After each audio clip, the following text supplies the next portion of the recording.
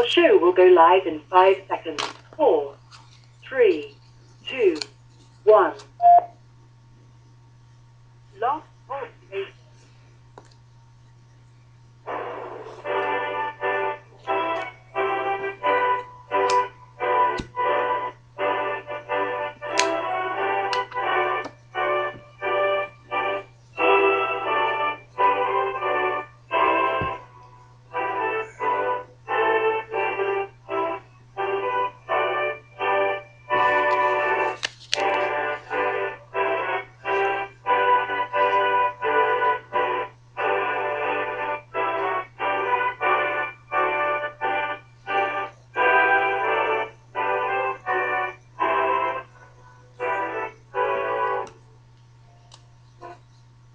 Boa noite, meus amigos. Estamos aqui de volta. Como sempre, começamos invocando a Santíssima Virgem Maria, o Santo Padre Pio de Pietrelcina, para que roguem a Deus que nenhuma injustiça se cometa nesse programa. Eu queria lembrar a vocês, e amanhã, dia 22, às 20 horas, horário do Brasil, haverá o lançamento do livro O Enigma Quântico, do professor Wolfgang Schmidt, que está sendo lançado pela Vide Editorial em prefácio, com tradução de Rafael de Paula e prefácio meu. E amanhã eu farei uma breve conferência, eu e o Rafael faremos breves conferências de apresentação do livro na hora do lançamento, e será retransmitido pelo site do Seminário de Filosofia, e através do meu site também, oladodecarvalho.org. E aqueles que quiserem retransmitir a conferência pelos seus blogs, que escrevam para contato@seminariodefilosofia.org. Mais informações aqui também no www.videeditorial.com.br. Então, começamos com uma notícia triste. Hoje pela manhã faleceu o Dr. Bernard Nathanson. Dr. Bernard Nathanson foi dono de uma das maiores clínicas de aborto dos Estados Unidos. Chegou a fazer 70 mil abortos e depois percebeu o imenso crime que estava cometendo, se arrependeu, converteu-se à Igreja Católica e passou o resto da sua vida tentando esclarecer as pessoas quanto à crueldade inaceitável do aborto. Foi ele que fez aquele filme O Grito Silencioso, onde se mostrava o que o feto passava durante o aborto e o imenso sofrimento da criança. O Dr. Nathanson, quando se apresentava nas conferências, ele se apresentava com a seguinte frase: eu sou um assassino em massa. Ele se arrependeu dos seus delitos, se converteu ao catolicismo romano e empenhou o resto da sua vida na luta pelo que é certo e pelo que é justo. Então, que Deus o tenha.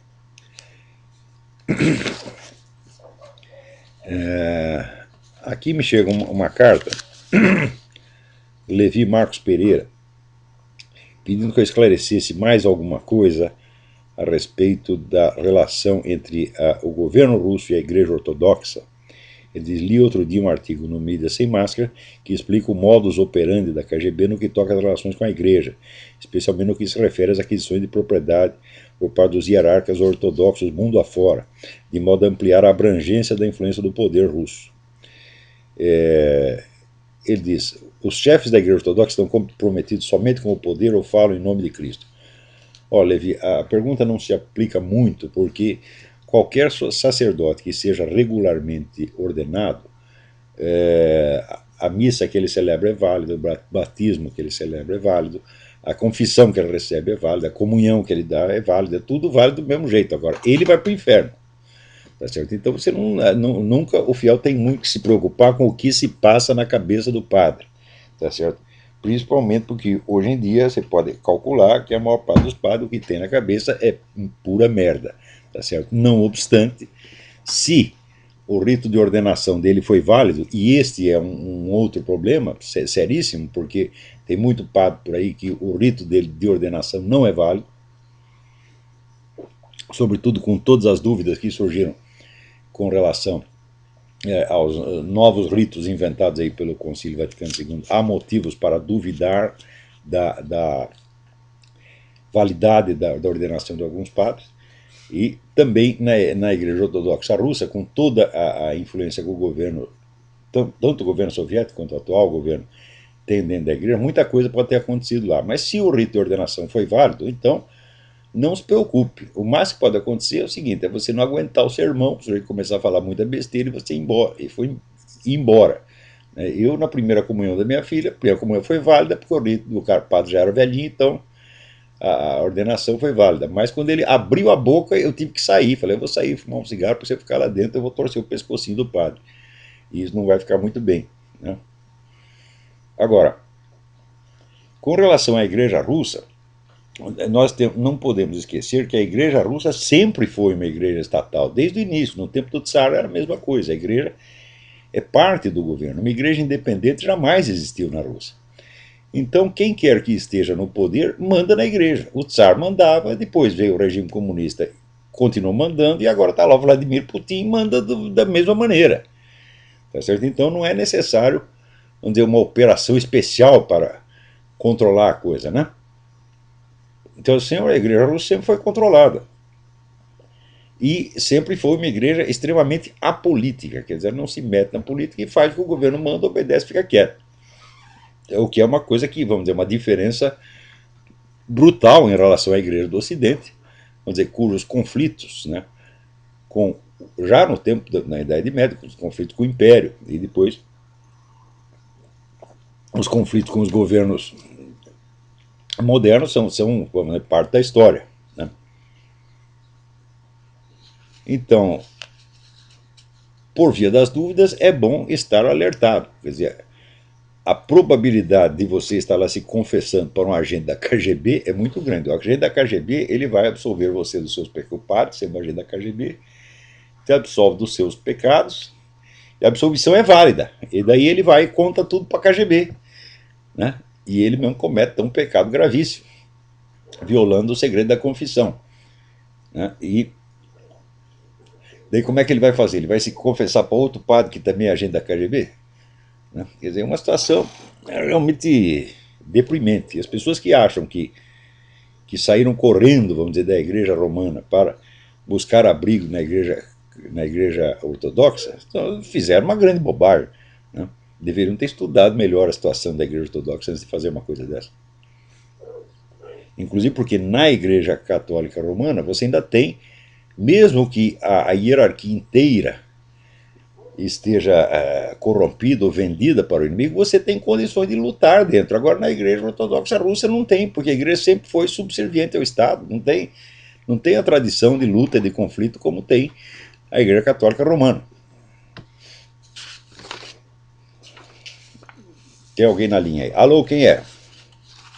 Alô, olá. Sim. É o Gabriel de Brasília. Gabriel, tudo bem? Tudo bem? Tudo perfeito. Sobre um recado que o Caio Rossi mandou. Eu tenho um canal no YouTube que eu posto vídeos do CrossFit. Eu coloquei o último vídeo da semana passada sobre ele. Ele me mandou aqui: Gabriel, peço que retire meu nome do título dos vídeos que postou ou tomarei medidas legais contra você. Ele não pode tomar medida legal nenhuma porque o vídeo é meu. Você reproduziu o meu vídeo, você está autorizado a reproduzir o meu vídeo.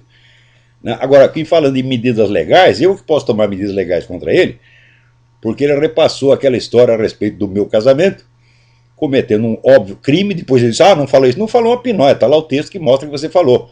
Não foi você que começou a história, mas você repassou, Caio repassou. Então, a minha sugestão é assim, Caio Rossi, vai chupar uma piroca e não enche o saco. Tá certo? Você se dê por grato da gente apenas ter falado a coisa em vez de tomar alguma medida contra você. Tá certo? Você andou muito tempo nessa academia de halterofilismo e à medida que o músculo é crescendo, o cérebro é atrofiando. Né? Só que tem inveja do senhor e não consegue fazer nada da vida e vive de fofoquinha, de picuinha. Mas é o tal negócio, se ele tem as suas ideias, então que publique uma série de livros, que dê um curso, que faça alguma coisa em vez de tentar desfazer o que os outros estão fazendo. Mas no Brasil está cheio de gente assim. Por isso que eu publiquei, já faz mais de 10 anos, eu publiquei aquele texto do José Henrique, Roedores da Glória, que são pessoas que só ficam fazendo isso. Qualquer pessoa que dá certo na vida, aparece um monte de filha da puta, de roedores da glória, de invejosos, de fracassado, só para torrar o saco. Então, eu gostaria só de deixar claro para esse Caio Rossi aí que os vídeos vão continuar e que eu não vou tirar o nome dele e que ele que vai mesmo. É isso mesmo. E se ele reclamar muito, e se for para advogado, não sei o que, você me avisa, que daí a gente toma as providências necessárias. Tá certo? Vamos dizer, o vídeo é meu, se alguém pudesse reclamar da reprodução, seria o dono do vídeo, o proprietário da imagem, que sou eu. E eu não estou reclamando nada, estou até agradecendo que você tenha divulgado isso. Menos um vigarista. É isso mesmo. Olá. Agora é uma pena, porque o Caio Rossi é um rapaz inteligente, é um sujeito de muito talento. O que falta para ele não é talento, não é inteligência, é caráter. Falta vergonha nessa sua cara, Caio Rossi. Tá certo? Porque você, enquanto você pôde tirar proveito dos meus ensinamentos, você aprendeu muita coisa, não aprendeu pouco não, porque tu não é burro, tá certo? Mas depois, rapaz, é como diz, o fracasso subiu a cabeça. Né? Você viu que o outro está dando certo, que o outro tem lá um montão de alunos, etc. Então ele começa a fazer de conta que ele é superior aos outros alunos. Ah, as Olavetes, são todos QI 10. Eu digo, pô, meu Deus do céu, lá está cheio de professor universitário, gente altamente capacitada em várias profissões, muito mais inteligente do que 10 Caio Rossi. Agora chega o Caio Rossi, agora eu ouço esse outro bosta, como é o nome dele lá? Um tal de Isaac, não sei das quantas, é. O cara, rapaz, ele começa, sabe o quê? Reclamando assim, você fica citando autores desconhecidos? Eu digo, uai, mas que eu saiba a função do jornalista, né? É pesquisar as coisas e informar aquilo que o público ainda não sabe. Por definição é assim. Agora o que é? Ele só quer que eu dê notícia velha? Só fala dos autores que todo mundo já leu? Quer dizer, eu vou citar o quê? Eu vou citar o Paulo Coelho? É o único autor que tu leu na vida, rapaz? O que é isto? Vai lamber sabão, né? Agora, é incrível, no Brasil as pessoas estão loucas, reclamar de que o sujeito cita autores desconhecidos. Agora, sabe qual é o autor desconhecido que ele reclama que eu citei? Saul Alinsky, o mentor do presidente dos Estados Unidos, o autor mais conhecido e comentado neste país aqui, mas não chegou ainda na Taba Tupiniquim, né? Ou pelo menos não chegou lá no bairro do Isaac, né? Quer dizer, desconhecido, até parece que ele é conhecido, né? Isaac é mundialmente conhecido, Saul Alinsky ninguém leu. Saul Alinsky é um bom filho da puta, mas dizer que ele é desconhecido, ora, porra, né? O Saul Alinsky está para o Barack Obama como Karl Marx está para Lenin. Você nunca vai entender pinciroca do que o Obama está fazendo se você não ler o livro do Saul Alinsky, Rules for Radicals, Regras para os Radicais. É um livro tão famoso que até já tem a paródia conservadora, Rules for Conservative Radicals, né?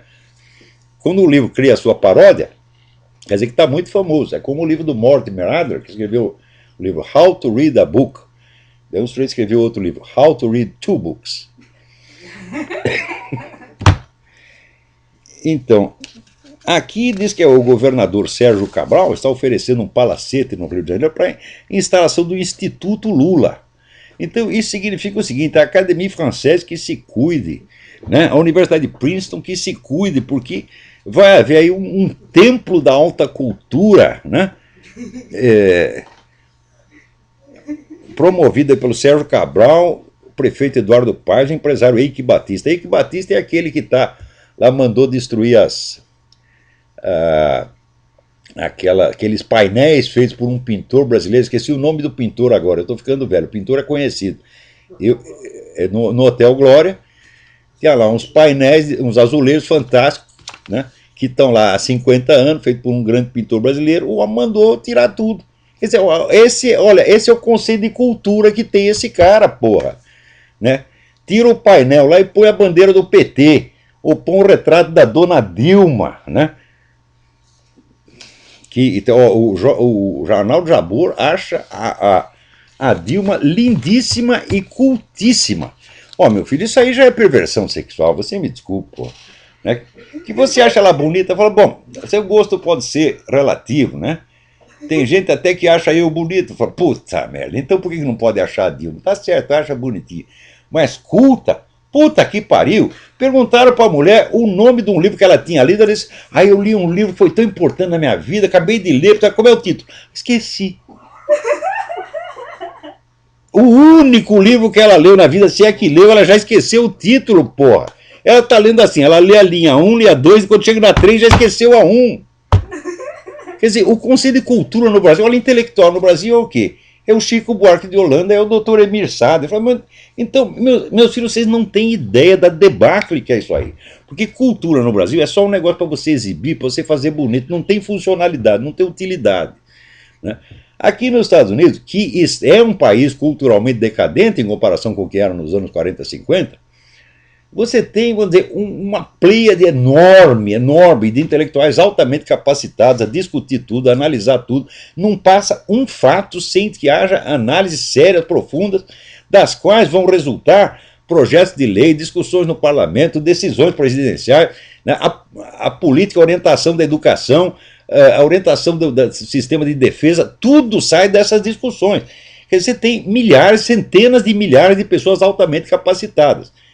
Então, quer dizer, hoje tem, digamos, 5 centenas de milhares, certo? Se você recuar 30, 40 anos, tinha 10 centenas de milhares, tem 1 milhão. Então, baixou para metade, o pessoal está preocupado achando que o negócio decaiu. Outro dia eu estava lendo aí um artigo sobre a decadência da língua inglesa. Então o cara estava se queixando que a língua inglesa está muito decadente, está uma merda, que as pessoas hoje falam de uma maneira muito vaga. Né? Eu digo, ai, meu Deus do céu, mas linguagem vaga eles usavam no Brasil nos anos 60. Agora usa a linguagem de macaco, porra, macaco. São pessoas que não conseguem completar uma frase, meu Deus do céu. É verdade que na linguagem oral se admite certas interrupções, hiatos, hesitações, vai-vens, etc. Mas pessoas como Dona Dilma e o seu Lula abusam disso, eles não conseguem completar uma. Olha, vocês ouçam as minhas aulas, de vez em quando eu também faço umas coisas entrecortadas, né, até para, vamos dizer, fazer um parênteses. Às vezes você começa a fazer um parênteses, o parênteses se prolonga, isso acontece normalmente na linguagem oral. Mas você vai lá, você pega a transcrição, você vê que eu falo, às vezes, parágrafos de 10 linhas, sem um ponto no meio, e sem perder o fio da meada. Qualquer pessoa culta tem que ser capaz de fazer isto, meu Deus do céu, montar parágrafos, períodos longos, com articulação, com lógica, com começo, meio e fim. Dona Dilma e seu Lula nunca foram capazes de fazer isto. Né? Quando você pega agora, vamos pegar um professor universitário, uma pessoa capacitada, Fernando Henrique Cardoso. O Fernando Henrique Cardoso deu uma entrevista outro dia fazendo certas análises do governo Obama que são absolutamente primárias e bobocas. Ele acredita assim que esse negócio dos estímulos, ele diz, isso não estava no programa do Obama, ele foi forçado a fazer pelas circunstâncias. Ô Fernando Henrique, ô presidente, o que é isso? Vai ler um pouco. Esse negócio está nos planos dessa gente há 50 anos, porra! Estatizar os bancos, eles estatizaram. Criaram a crise da Previdência para derrubar os bancos e para poder estatizar, e o Obama fez. Coitado do Obama, foi obrigado a fazer isso pelas circunstâncias. Pô, meu Deus do céu! Mas no Brasil, assim, o cara virou professor universitário, ele vai lá, faz a tese dele, e daí acabou. Chegou a ser o coroamento da sua carreira intelectual, nunca mais estuda merda nenhuma. Quem é que não sabe que é assim? Olha, nos anos 70, eu já li, né, era o livro Teoria da História do Brasil, do Zé Honório Rodrigues, que era um cara esquerdinha pra caramba, mas era um grande historiador, um grande intelectual, um homem seríssimo, tinha uma maior prestação por ele. E ele já reclamava desse negócio, como é que é a universidade brasileira. Assim, na universidade francesa, uma tese de doutoramento é uma coisa que o sujeito faz depois de ele lecionar 30 ou 40 anos. Então a tese de doutoramento é o coroamento de uma vida de estudos e de pesquisa. Então ele, na sua tese doutoral, ele expõe as conclusões de toda a sua vida. Agora no Brasil não, chega lá um garoto de 21 anos, faz uma tese de doutoramento, ponto, agora eu sou doutor, acabou, não preciso fazer mais porra nenhuma. Você está praticamente aposentado. Daí você chega na aula e diz aqui, olha, vamos fazer um seminário. Você, né, faz um trabalho sobre não sei o quê, você faz uma apresentação sobre não sei o quê, e o professor fica lá coçando o saco lendo jornal. Se não, tocando punheta escondido atrás da mesa. Que hoje, vamos dizer, é a atividade pedagógica principal neste país. Se você tem filhos, por exemplo, em idade escolar, né, 7, 8 anos, você sabe que elas vão para a escola só para aprender putaria. Tem lição número 1, dar o cu. Né? Lição número 2, comer o do vizinho. É isso que estão ensinando, porra! E vocês sabem que eu não estou falando dessas coisas por moralismo. Eu sou um cara assim... olha, eu obedeço a moral porque a igreja me manda, mas eu, por vocação, sou um imoralista tremendo, tá entendendo? Né? Eu não me escandalizo com coisa nenhuma. Mas a gente vê que tudo isso que estão fazendo no ensino brasileiro não é que vai acabar com a moral sexual, não é que vai virar todo mundo viado. Bom, se virar todo mundo viado, bom, isso aí não é um grande problema, né? Afinal de contas, o sujeito sendo viado, ele pode continuar cumprindo seus deveres, pagando imposto, cumprindo as leis, etc, etc. Mas não é isto que vai resultar. O que vocês estão fazendo é corroer todo o senso da distinção entre o bem e o mal, entre, vamos dizer, o que é a regra e o que é a exceção, e vocês vão criar uma geração de criminosos, gente. Você vê, já existe a estatística, o professor Luiz Farias outro dia mostrou, eu não tenho aqui o link de cabeça, mas a correlação estatística entre escolaridade e criminalidade. Quanto mais crianças você põe na escola, mais crianças viram criminosas. E isso vai aumentar muito. Esse negócio de professor bater, de aluno bater em professor, tocar fogo na cabeça, no cabelo da professora, derrubar o professor da escada, tá certo? Assaltar o professor, está virando moda no Brasil. É? Aqui também começou a virar moda, mas não tanto quanto no Brasil, né? Em Nova York isso aconteceu. Sabe o que a prefeitura de Nova York fez? Privatizou as escolas. Falou, nós não aguentamos cuidar desse abacaxi. Então, vendeu as escolas. Né? Isso aí vai fazer o quê? Mais de 10 anos. Né? E o negócio de violência escolar aqui diminuiu muito nos últimos anos, mas no Brasil está crescendo. Eu vou dizer para vocês por que acontece. Essas coisas, vamos dizer, de movimento gay, feminismo, as coisas, todos esses movimentos, elas têm uma função na sociedade. Qual é a função? A função é representar a contrapartida crítica do sistema. Então, como você vê os defeitos do sistema, então você enfatiza os valores contrários, que são hipotéticos, que às vezes são valores somente na sua cabeça. Isto tem uma função e tem uma utilidade, que é para o sistema não ficar muito cheio de si e não achar que ele representa a verdade definitiva. Porém, quando você pega esses contravalores críticos e os faz com que eles próprios se transformem na norma, meu filho, aí é loucura mesmo. Por exemplo, né, Dostoiévski, quando esteve na cadeia, ele disse que ali ele conheceu algumas das melhores pessoas que ele tinha conhecido na vida toda. Então como é que nós vamos dizer agora? Então só tem pessoas boas na cadeia, então o que nós temos que fazer? Nós temos que fazer, soltar os criminosos e prender os outros. Aí já é a lógica do Dr. Simão Bacamarte. Quando você repara que existem elementos de loucura nas pessoas normais e elementos de sanidade nos loucos, daí você... É claro que isso existe, mas é uma questão de proporção. Agora, quando você toma isso literalmente a sério e transforma isso na norma, então, o normal é ser louco, tem que ser louco. Tá certo? Meu filho, aí a devastação que você faz não tem mais volta. E o que estão fazendo na educação brasileira é isso. Aqui nos Estados Unidos, essas críticas, essas ideias, elas circulam pela sociedade e às vezes são adotadas, vamos dizer, por áreas minoritárias da sociedade, a título de experiência, mas nunca são adotadas em massa. Por exemplo, você pode ver aqui as escolas forçando as pessoas para que elas, por exemplo, não maltratem pessoas gays ou pessoas desviantes de qualquer maneira, mas nunca vão fazer com que essas pessoas, com que esses grupos desviantes tenham o poder de controlar os outros. Eles nunca vão fazer isso. O americano diz, é louco, mas não rasga dinheiro. Agora no Brasil rasga dinheiro sim, porra.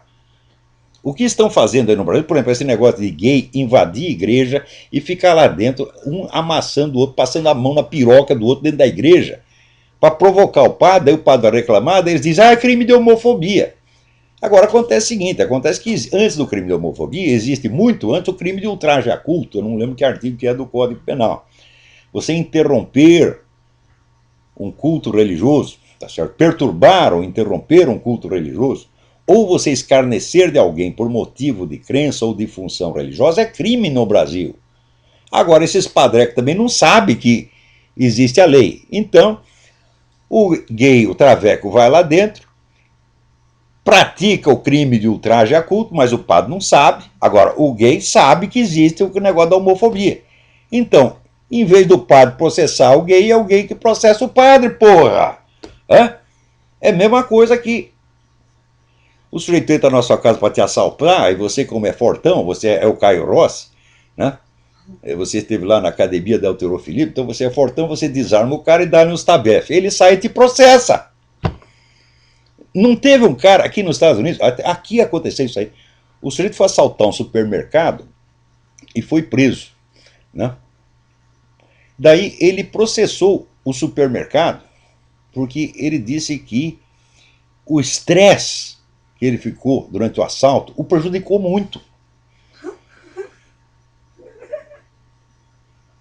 Na França não teve um sujeito, né, aleijado, deficiente físico, que processou o pai e a mãe porque não o abortaram? Sempre tem louco para tudo, mas aqui e na França os caras são exceções, e no Brasil estão fazendo dessas coisas a regra. Porque o Brasil não tem intelectuais mais, só tem pseudo-intelectual, só tem farsante, só tem vigarista.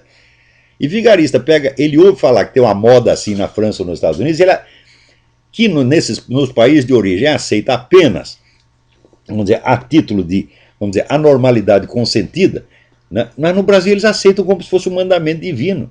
Quer dizer, nos países onde essa ideia se originaram, elas têm uma influência muito limitada, mas no Brasil tem uma influência total e devastadora.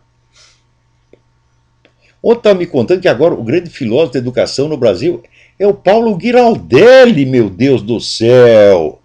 Sabe o que é o Paulo Giraldelli? É aquele sujeito que tinha lá o vídeo dele com a mulher pelada e uma bunda de homem na frente toda peluda, né? E daí eu perguntei se a bunda era do Paulo Giraldelli, ele falou, não, não é! Isso é uma calúnia, essa bunda jamais foi minha. Eu digo, mas então o que está esse cara pelado fazendo com a sua mulher lá? Né? Então, ou tu é mentiroso ou tu é corno, não tem meio termo, tá certo? Quer dizer, este cara vai ensinar educação para os outros, um cara que não sabe escrever, um homem inculto, burro, inepto, vigarista intelectual mesmo, né? É aquele cara que eu citei lá um negócio de Platão, ele disse, não é assim. Daí eu peguei e citei o texto original e falei, não é assim. Daí eu peguei o texto grego, caralho! E por lá, tá aqui o texto grego. Ele, não, não é assim. Fala, bom, então não tem jeito, meu filho. Quer dizer que se você acha que o próprio texto do Platão, escrito em grego, na língua original, né, entende menos de Platão do que você, então só tem um remédio para você, meu filho, é dar o cu, que é o que você está ensinando os outros a fazer. Aliás, agora diz que tem um monte de brasileiro fazendo operação transexual na Tailândia. Olha, eu sou inteiramente a favor, eu sou inteiramente solidário. Né? Eu acho que vocês, tudo que estão aí nesse negócio de movimento gay, essa coisa toda, vocês têm de parar de viadagem, tá? Seja homem, vai logo e corta o peru, porra. Tá entendendo? Então, esses travecos estão dando um exemplo de macheza para todos vocês. Né? Então, chega os entretanto, vai logo pro finalmente, já corta logo, tá entendendo? Agora, essa história do cara, ele se veste todo de mulher, mas fica com um baita piruzão embaixo, fala, pô, isso aí é fraude, isso aí é estelionato, meu filho. Né? Então, eu sou inteiramente a favor. Cortem-se os perus em massa. Né? Tem mais alguém na linha? Alô, quem é?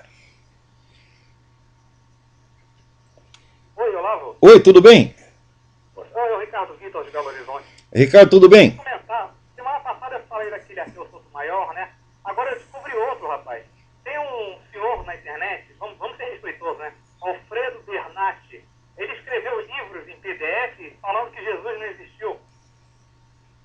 Ué, e que prova ele tem de que ele mesmo existe? O cara publicar um texto de PDF não quer dizer que ele existe.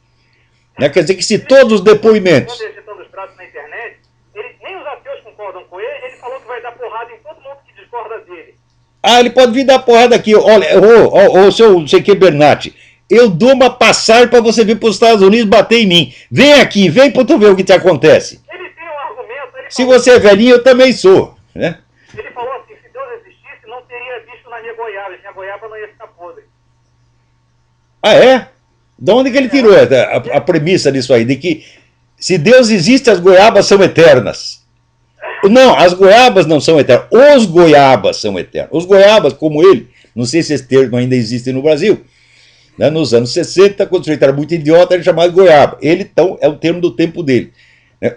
As goiabas apodrecem, mas os goiabas são eternos, não morrem jamais. No seu e-mail, com os livros dele, ele põe na internet, ele fica gritando, babando a edição dos braços, falando que Deus não existe. Ele falou assim, não, meus livros são de graça, eu não vendo meus livros. Aí, É claro que não vende, quem é que ia comprar, porra? Ele falou que é porque nenhuma editora quer comprar os livros dele, direito, né? Aí ele falou, mas são meus best-sellers. Aí o pessoal falou, pô, cara, best-seller é o livro que está vendido. Como é que você é best-seller se você não vende o livro, pô? Pois é, o cara não sabe nem o que é um best-seller. Ele não sabe falar inglês. É uma besta-seller. Mas tem idiota pra tudo nesse mundo, hein? Alfredo Bernatti, você já é um senhor de idade, eu também sou. Se você quer bater em mim, você venha. Eu lhe dou uma passagem. Eu vou ter que comprar passagem com antecedência, porque é mais barato. Se eu for comprar para amanhã, vai sair caro. Então eu compro a passagem para daqui 6 meses para você vir aqui bater em mim, tá bom? Por favor, Olavo, manda um abraço. Tá, manda um abraço de Tamanduá. Por que você não vai ensinar lá no Instituto Lula, ô Bernatti? Porra! Agora aqui aconteceu uma coisa maravilhosa, maravilhosa. O pessoal fez uma campanha mostrando todos os crimes da Planned Parenthood.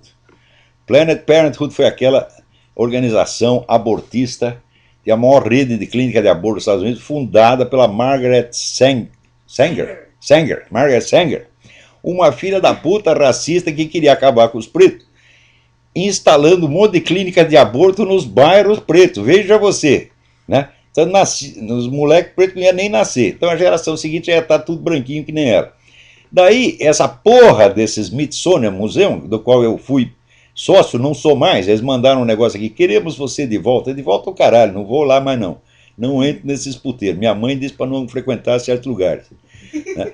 Então, fizeram uma exposição celebrando o centenário da filha da puta e omitiram este pedaço da história. Quer dizer, vocês estão enganando a população. O que é o Smithsonian? É um bando de vigarista. Digo na sua cara, isso é vigarice. Me processa se quiser. Vai tomar no olho do seu cu. Quem faz isso está enganando a população. E se é para contar a história do sujeito, você tem que contar a história verdadeira. Eu não estou falando nada da vida particular dela, não estou falando da Margaret Sanger, deu para o vizinho, deu para o leiteiro. Não estou falando disso, estou falando de atitudes públicas que a mulher tomou e que vocês estão escondendo. Né? Agora, aqui, né, me manda um artigo do Milton Ratum, que saiu no Estado de São Paulo, né, dizendo que esse movimento que está havendo lá no Oriente Médio, isso é tudo uma maravilha, é a democracia. Eu digo, mas, meu Deus do céu, olha, nunca houve democracia em nenhum daqueles países e não vai haver, só vai haver no Iraque, porque os Estados Unidos foram lá, implantaram o negócio, daí pôr um monte de marine lá para tomar conta, e daí os caras vão votar direitinho e dão o cargo para o sujeito eleito e obedece à lei enquanto estão os americanos lá. Os americanos virar as costas, aquilo vira um cu no dia seguinte. E quem é que não sabe? Vou dizer por quê. Porque isso faz parte da tradição islâmica. Se você estuda, eu estudei esse negócio, vocês não estudaram, então fica quieto, cala a boca, burro. Hã? Qual é o conceito de legitimidade no mundo islâmico? O governante legítimo é o governante que está no poder. Qualquer um que chega ao poder é considerado legítimo até prova em contrário. Por quê? Porque se ele está no poder, foi Deus que deu. Então, ele é legítimo até a hora que alguém o tira de lá. Então, daí ele deixou de ser legítimo. Então, este conceito está lá faz 1.600, 1.400 anos, pô. Então, se os caras foram educados na base de que todo governo é legítimo desde que ele exista, então significa o seguinte, o que vigora é a lei do cão, é a lei do mais forte. O sujeito chegou lá, ele é legítimo no dia seguinte e vai todo mundo puxar saco. Sempre foi assim e sempre será. Como é que você vai implantar a democracia num lugar assim? Para implantar a democracia, você tem que pegar, vou dizer como é que faz, vou dar uma receita. Né? Se eu fosse governando o mundo, né, como o Obama pretende ser, né, eu dizia, bom, eu quero implantar a democracia nos países islâmicos. Então o que você vai fazer? Você tem que reunir todos os teólogos do mundo islâmico e dizer, meu filho, você vai ter que inventar uma outra interpretação do Corão e vai ter que disseminar essa nova interpretação durante 2 ou 3 séculos, até as pessoas entenderem que nem todo governo constituído é legítimo. Daí, a hora que eles entenderem que existe uma legitimidade em si, quer dizer, existem traços objetivos que caracterizam um governo legítimo e que pode distinguir de um governo ilegítimo, como se aprendeu no Ocidente, quando eles aprenderem isso, daí talvez eles consigam montar uma democracia que dure. Até lá não, porque tem um fator religioso que está contra. Agora, esses teólogos islâmicos, meu Deus do céu, o que eles fazem é uma coisa assim, tão absurda. Agora você veja, por exemplo, tem lá um rapaz peraí, deixa eu ver se eu acho aqui. Perdi. Eita, é tanto papel. Aqui, no Afeganistão. Um sujeito muçulmano se converteu ao cristianismo 8 anos atrás, está na cadeia aguardando execução, porque a sentença para o convertido é a morte, e segundo o ministro da Justiça não há exceção. Ora, nós temos que fazer uma campanha mundial para convencer os teólogos islâmicos em massa de que isto não é a única interpretação possível, de que há exceções, de que tem que atenuar este negócio. Enquanto não adianta você fazer pressão sobre o governo, você tem que entender isso, porra. Né? Vamos dizer, nos países islâmicos, a lei é o próprio Corão. Ora, o Corão é um livro de 200 páginas e nem tudo está explicado lá. Então depende do quê? Do como os teólogos vão explicar. Um explica de um jeito, outro explica do outro. O que vigora? O que vigora é a opinião do que eles chamam Umma. Umma é a comunidade dos sábios, que eles acham que são sábios. Né? Então o que os sábios dizem é isso que vira lei, não é o Corão diretamente. E se o sábio falar um monte de besteira, vai vigorar um monte de besteira, porra.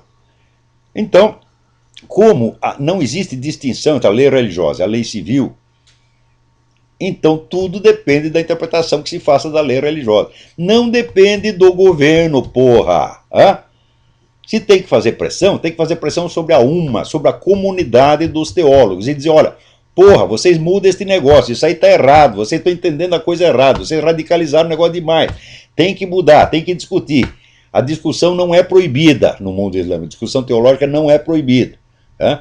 Em alguns países dizem, não, acabou, aqui não se discute mais, já está tudo interpretado e cala a boca burro. Mas em outros não é. Então a pressão tem que ser feita em cima dos líderes religiosos, em cima dos teólogos e não em cima do governo. O governo não vai poder contrariar a opinião da Umma, porque se ele fizer isso, ele cai em 24 horas. Você vê que lá, por exemplo, você tem o conflito político, mas os dois lados, né, chamam o Corão para se legitimar. Os dois lados, sempre. Ninguém vai dizer, eu estou aqui contra o Corão, sou anti-islâmico. Fala isso, os caras te matam na mesma hora. Né? Então, esta lei, vamos dizer, ela não foi inventada por um governo. Isso aqui é uma tradição islâmica. Essa tradição pode ser mudada desde que haja uma séria discussão entre os teólogos. Mas isso leva séculos, gente. Espera aí, tem mais alguém na linha aí?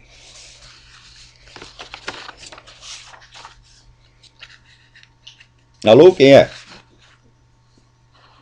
Alô? Epa. Ferrou. Aqui, o Marcos da Silva Biancardi me escreve blá, blá, blá, no assunto da presença do Obama como partícipe de um concerto de apoiadores da nova ordem mundial com a tarefa de fragilizar a economia americana, eu pediria, se possível, que você me enviasse informações sobre duas questões. Qual o significado do Iraque e das ações americanas naquele país, dada a finalidade da ordem muçulmana que Obama incentiva? Bom, a intervenção no Iraque foi antes do Obama, né?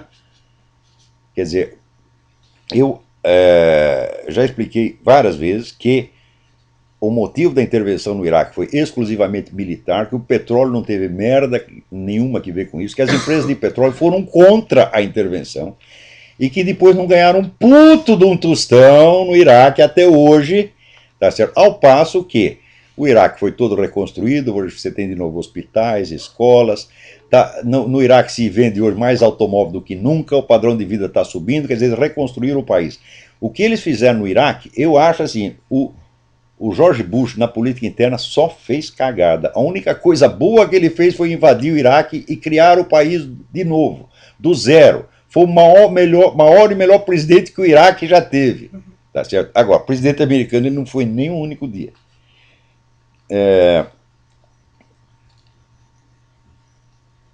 Pergunta, por que as forças multinacionais que estão lá, sob a chefia americana, não permitem ali também a implantação definitiva de um poder islamita? Muito bem. Quando eles começaram a operação,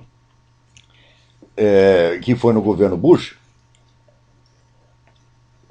o objetivo era exclusivamente militar e iria, evidentemente, contornar toda a questão religiosa. Não se fala mais na questão religiosa. Quiseram inaugurar uma política civil democrática na qual todas as facções religiosas pudessem participar igualmente. Ali no Iraque havia condição para fazer isto.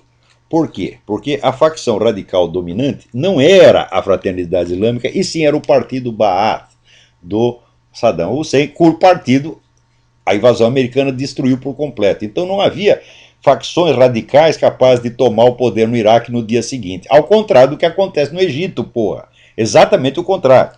Então, destruído o partido Ba'ath, havia condições para se implantar a democracia. No Egito, o que você vai fazer? Destruir a fraternidade islâmica? Não pode, porra. Então não é a mesma coisa. Segundo, qual seria a lógica maior da elite global para a destruição dos Estados Unidos? Muito bem, aí é um problema que é de uma ambiguidade, assim, de um caráter paradoxal, que deve fazer esses camaradas da nova ordem mundial perder o sono todos os dias. Porque, por um lado, eles têm que quebrar a soberania dos Estados Unidos e de Israel, que são os maiores obstáculos que existem à implantação de um governo mundial. Por exemplo, já expliquei aqui, se os Estados Unidos se submeterem ao Tribunal Penal Internacional, então pode vir um juiz da Suíça, da Alemanha, da Zâmbia, de Uganda, e mandar prender o presidente americano. Então acabou a soberania. Os americanos não podem aceitar isso. Então, por isso mesmo, o pessoal da nova ordem global entende que se não quebrar a espinha da soberania americana, não virá governo mundial, ou pelo menos não terá o poder que eles pretendem que tenha. Para quebrar a soberania, precisa quebrar a economia também. Só que tem o seguinte problema. Dos 3 esquemas globalistas que existem, que é esse esquema ocidental, o esquema russo-chinês e o esquema islâmico, o esquema ocidental só tem como base militar, como suporte militar, os próprios Estados Unidos. Então, eles querem quebrar a espinha do país, mas não podem quebrar por completo. Então, o que eles fazem? Fica fazendo esse jogo de morde e assopra. Como é que eles vão sair dessa? Eu não sei. Eu não sou Nelson Rockefeller, não sou Jorge Soros, não tenho nada a ver com isso. Eles que se arrumem. Então, você vê a ambiguidade do que eles fazem. Então, por um lado, eles tinham que assegurar, vamos dizer, a segurança americana no Iraque. Fizeram isso, tá certo? Mas, por outro lado, estão abrindo as portas dos Estados Unidos para a invasão islâmica. Não invasão de imigrantes, a invasão dos altos círculos. Esse pessoal muçulmano aqui está comprando todo mundo, é uma compra de consciência que já teve na história dos Estados Unidos. Leiam lá o livro The Muslim Mafia e vocês vão ver que não é pouca porcaria aquele negócio. Então, eles combatem os islâmicos num lugar do planeta e ajudam no outro. Esta ambiguidade é em parte calculada, mas em parte reflete apenas confusão, porque você pensa, para acreditar que existe assim, um poder secreto que controla tudo, o cara precisa ser muito trouxa. O que existe é grupos e pessoas que querem mandar em tudo e querem controlar tudo, mas às vezes não controlam sequer os seus próprios peidos. Você está entendendo? Ele está lá sentado segurando o peido sai. Isso já deve ter acontecido para os Rockefellers, para o George Soros, acontece até a mim, vocês viram que coisa, os meus peidos não me obedecem. Então, o que existe é a presunção de mandar no mundo. Então tem 3 grupos muito fortes, com muito dinheiro, querendo mandar no mundo. Agora, eles não agem de maneira coerente, eles erram. Este plano, vamos dizer, dos Rockefellers, etc., já era para ter dado certo há muito tempo. Eles calculavam que quando chegasse no ano 2000 já estaria tudo montado o governo mundial, e não está ainda, porra. Então, eu acho que esse governo mundial será sempre um fracasso. É que nem aquele rapaz que outro dia no Chile desembarcou lá o David Rockefeller, já velhinho na cadeira de roda, um chileno, falou, vai pra casa, filha da puta, nós não queremos seu governo mundial, vai a merda. Aí, e ele dizia, o seu governo mundial vai falhar, vai fracassar. É claro que vai fracassar. Todo projeto, vamos dizer, de poder excessivo, ele fracassa por definição. Júlio César fracassou, Alexandre o Grande fracassou, Stalin fracassou, Mao Tse Tung fracassou, Gengis Khan fracassou, Hitler fracassou, e esses caras vão fracassar também. Os 3 grupos, russo, chinês, os islâmicos e essa turma do Rockefeller, vão todos falhar. Mas falando nisso, alguém me pede, como é que eu posso me informar melhor sobre esse negócio de nova ordem mundial? Então, eu fiz aqui uma lista dos principais livros que as pessoas deveriam ler a respeito. Agora, peraí, a lista está cheia, está aqui. Sobre esse negócio de nova ordem mundial, todo mundo fala muita besteira no Brasil, porque as pessoas discutem no Brasil pelo imaginário, é coisa assim que passou pela cabeça delas. Eles não sabem que existe um treco chamado fato e outro treco chamado documento. Então fica tudo na base do achismo. Então aqui eu fiz uma seleção de 13 livros, sem cuja leitura o sujeito não pode abrir a boca para falar sobre o governo mundial. Isso aqui é o beabá, Quer dizer, isso aqui, o estudo do assunto começa com esses 13 livros. O primeiro é o livro do H.G. Wells, Herbert George Wells, The Open Conspiracy, que é o livro clássico do projeto do governo mundial, elaborado já nos anos 30. Herbert George Wells era um cara importante nos círculos fabianos. O fabianismo é uma variante do socialismo que pretende implantar o socialismo não por meios revolucionários, mas através de medidas legislativas e burocráticas, que é exatamente o que está sendo feito no mundo. Não quer dizer que fosse uma dissidência do movimento comunista, porque sempre houve cumplicidade entre uma coisa e outra. Quer dizer, você tenta pelo meio revolucionário, insurrecional. Se der errado, você vai pelo meio legal, administrativo, burocrático. Se isso aqui der errado, você volta para o esquema revolucionário. Sempre foi assim e sempre será. Então, o projeto do governo mundial está lá exposto, não é a primeira exposição, mas é, vamos dizer, a primeira exposição total do projeto. Então, se você não leu nem o projeto, então não dá para você saber o que está acontecendo. Agora, se você lê o projeto e vê aqui, ó, o sujeito está dizendo que eles vão fazer isto, mais isso, mais isso, mais isso. Então você sabe que, pelo menos como intenção, a coisa já existe. Portanto, não é uma hipótese, tá? É uma declaração de intenções. O segundo documento fundamental é o livro do professor Carroll Quigley. Quigley escreve Q-U-I-G-L-E-Y, que se chama Tragedy and Hope, uma história do mundo no nosso tempo. O Carroll Quigley foi assessor de pessoas do tipo Rockefeller, não digo que fosse o Rockefeller, quer dizer, que são os grandes cérebros aí da nova ordem mundial, e ele conta no livro todo o projeto, como é que é, e ele apoia o projeto, tal como H.G. Wells. O Wells era um adepto do governo mundial, um formulador e grande adepto e apóstolo do governo mundial. O Carroll Quigley também. O Quigley só acha que, ele só não gosta que a coisa seja tão escondida. Na verdade, nunca foi totalmente escondida, é apenas discreto. E o Quigley acha que a coisa devia ser objeto de discussão em público. Ele diz, nós podemos enfrentar a discussão em público porque nós ganharemos a discussão. Então, o terceiro livro é o livro do G. Edward Griffin. Griffin escreve G-R-I-F-F-I-N. O livro se chama The Fearful Master, o Senhor Temível. É um livro sobre a ONU e como é a modalidade de ação da ONU, especialmente na África, onde arrasou dezenas de países, derrubou um monte de governos legalmente constituídos, instaurou ditaduras, promoveu genocídio, etc. Para você ver que a ONU ainda tem, no Brasil você ainda tem a ideia da ONU como apenas uma assembleia de países, né, que não tem poder nenhum, o poder é apenas delegado pelo país. Não é assim de maneira alguma. Há muito tempo já não é assim. Quarto livro, o livro do Stanley Monteith. Monteith escreve M-O-N-T-I-E-T-H. O livro chama-se Brotherhood of Darkness, a Irmandade das Trevas. Então, esse livro é o melhor que existe sobre a participação de sociedades esotéricas e secretas dentro deste, semi-secretas, dentro deste plano da nova ordem mundial. Uma interpretação extremamente equilibrada e muito bem informada. Quinto livro, o livro que eu já citei dezenas de vezes, o livro do Lee Penn, P-E-N-N. O livro chama-se False Dawn, a Falsa Aurora, com o subtítulo The United Religious Initiative, Globalism and the Quest for a One World Religion. Quer dizer, a iniciativa, tem uma entidade que chama United Religious Initiative, Iniciativa das Religiões Unidas, o globalismo e a busca por uma religião mundial. Então está lá abundantemente documentado. Esse livro é constituído sobretudo de documentos mostrando o desenvolvimento das discussões e projetos para fundir todas as religiões tradicionais, as religiões novas, numa religião biônica a ser implantada pela ONU. E está lá, olha, o número de pessoas que participaram dessas discussões e projetos é um negócio impressionante. Gente de muito peso, tá certo? Está lá George Bush, estava o Papa João Paulo II, está todo mundo metido nisso.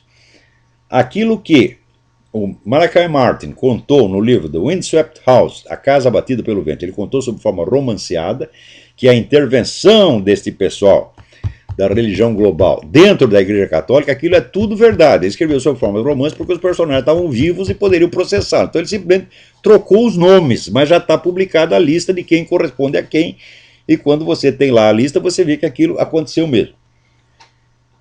Sexto livro, o livro do Cliff Kincaid, é o homem do Accuracy in Media. O livro chama-se Global Bondage, Servidão Global, o plano das Nações Unidas para governar o mundo.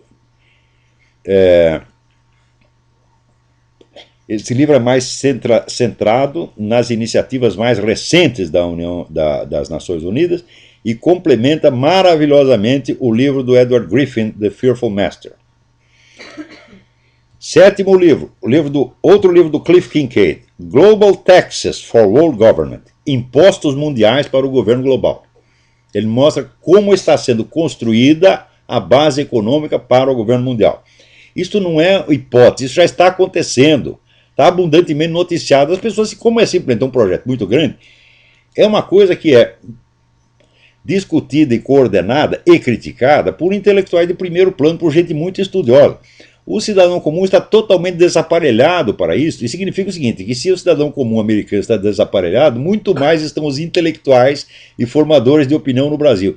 Digo para vocês, na universidade brasileira e em toda a mídia não tem uma pessoa capacitada para discutir esse assunto, porque não leram nada. Se começar a ler, vão pegar essa listinha e começar, e daqui 3 meses vou estar aí pontificando sobre o assunto como se eu tivesse estudado durante 20 anos. Até parece que eu não conheço essa gente, né? Qualquer autor que eu cito, no dia seguinte tem 10 especialistas no assunto falando, né? Quer dizer, um me critica porque eu cito autores desconhecidos e o outro finge que conhecia. Porra, como é que dá para discutir com um macaco, gente? Não dá. Oitavo livro, o livro do E. Michael Jones, Libido Dominandi. É um termo latino de Santo Agostinho. Quer dizer, o desejo de domínio, né? A volúpia de poder, né? Com o subtítulo Sexual Liberation and Political Control. Então, mostrando como, pelo menos há 2 séculos, essas campanhas de liberação sexual estão sendo usadas para criar mais controle social. É um negócio, era um negócio do pão e circo, só que agora não é mais pão e circo, é buceta e circo. Você libera, né, o sexo, e as pessoas, atrás do prazer, elas aceitam mais e mais e mais e mais controle estatal em cima delas.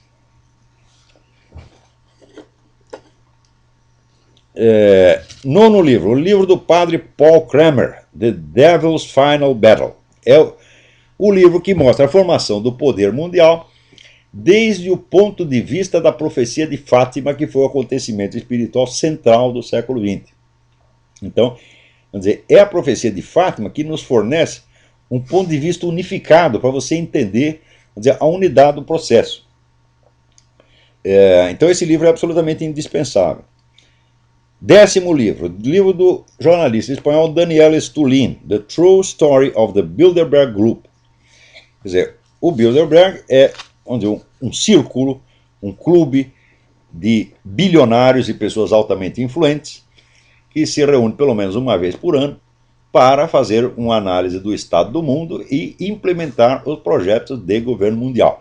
Até o Papa João Paulo II participou de reuniões do Bilderberg. E o Daniel Stulin, ele acompanhou essas reuniões durante 20 anos e fez pela primeira vez um apanhado unificado do que é o Bilderberg e qual é a sua verdadeira atuação no mundo. 11º título, Philip Darrell Collins e Paul David Collins. Collins é C-O-L-L-I-N-S. The Ascendancy of the Scientific Dictatorship. A função da ciência e da tecnologia na constituição do poder mundial. Um livro da mais alta importância. 12º livro, Hervé Rissan. Rissan escreve-se R-Y-S-S-E-N. Les Espérances Planétariennes. As Esperanças Planetárias. Vamos dizer, é um livro sobre, vamos dizer, o imaginário, as mudanças do imaginário, do sentimento coletivo que estão sendo, vamos dizer, realizadas para tornar palatável, ou pelo menos não é palatável, para tornar insensível a formação da nova ordem mundial, de modo que esse poder mundial esteja constituído diante dos olhos de todo mundo, sem que as pessoas sequer percebam. Tanto que até hoje tem gente que tem a cara de pau de dizer que isso é uma hipótese, isso é uma opinião. Meu Deus do céu. Se o sujeito diz, eu vou fazer isso assim, assim, assim, assim. Depois ele diz, eu estou fazendo, pá, pá, pá, pá. Depois ele diz, já está dando certo. Eu venho e conto o que o cara está fazendo e ele diz que é hipótese. Significa que você não sabe o que é uma hipótese. Né? Hipótese é assim, eu sem ter, né, vamos dizer, a minuta dos planos, a narração das ações, o depoimento do próprio interessado, eu conjeturasse, eu acho que o sujeito está fazendo assim, assim, assim. Mas não é o que acho, eles mesmos estão dizendo, meu Deus do céu. A coisa se existe algo que está bem documentado no mundo, é a formação do poder global. Então, aqui, 13º livro, Ted Flynn, F-L-Y-N-N, Hope of the Wicked, a esperança dos wicked é malicioso, né? A esperança dos maus. The Master Plan to Rule the World, o plano geral para o domínio do mundo. Então, esses 3 livros são o beabá desse assunto. Então, se o cara não leu pelo menos esses 13, não leu e pensou sobre isso aí, não tem condição de abrir a boca sobre o assunto.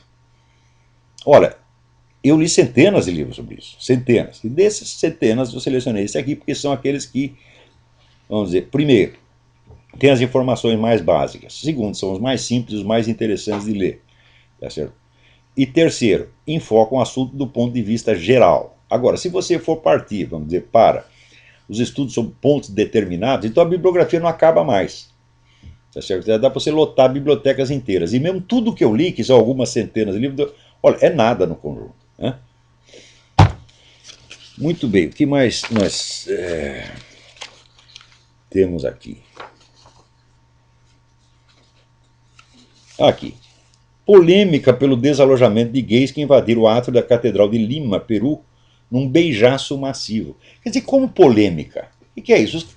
Olha, quando começou esse negócio de movimento gay, eu disse, daqui a alguns anos eles vão começar a entrar dentro das igrejas e criar situações constrangedoras para humilhar o padre, humilhar os fiéis, humilhar o rabino, tá certo? E quando essas autoridades religiosas tomarem alguma providência para expulsá-los, eles vão clamar que é crime de homofobia. Quer dizer, vão criar essa situação premeditadamente. Imediatamente apareceu 15 porta-vozes, né, do movimento gay, dizendo, onde já se viu, isso é paranoia, ele está nos atribuindo intenções que não tem. Falando, não foi interpretação minha. Eu li os documentos nos quais vocês dizem que vão fazer isso. São planos que estão lá muito, muito bem documentados. Eles só vão. A gente só tem que ver o seguinte: qual é o estágio de implementação do plano. Então, agora, esse negócio de fazer beijar, ficar lá dando amasso dentro de igreja, que é uma coisa que um casal heterossexual não pode fazer, se fizer vai preso, tá certo? Que era, uns anos atrás, era apenas um plano, e que foi testado em pontos específicos aqui dos Estados Unidos e de outros países, agora está virando norma geral.